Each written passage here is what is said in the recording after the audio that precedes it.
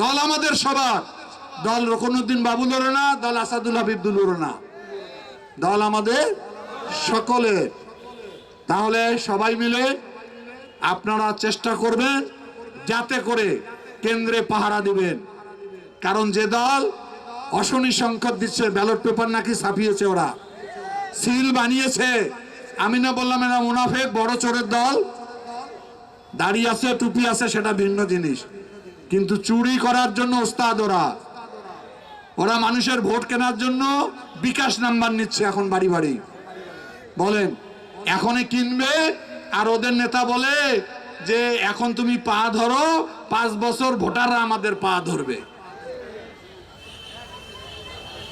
এই একটি দল। তাহলে কথা শেষ। তাহলে এখন বলেন মার্কাটা কি? কি হইল এটা?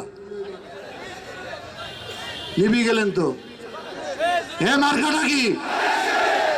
কোন রকম কোয়ার্টার ফাইনাল হয়েছে। কালীগঞ্জ তো ফাইনাল খেলতে পারবে না আমার মনে হয়। পারবেন? তো দেখি আর একবার জানেন মার্কাটা কি? হ্যাঁ, সেমিফাইনালে উঠছে। এইবার ফাইনাল সবাই মিলে ধরবো। মার্কাটা কি? মারাবা মারাবা, একদম পাটগ্রাম কাঁপাইছে। ঠিক আছে না?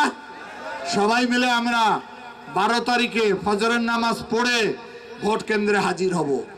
বিএনপি লোকের ঘুম বেশি, একদিন ঘুম কম পারবেন, 5 বছর আরামে ঘুমাবেন। আর একদিন অলসতা করবেন, 5 বছর কেউ বাড়িতে থাকতে পারবেন না। ঠিক আছে?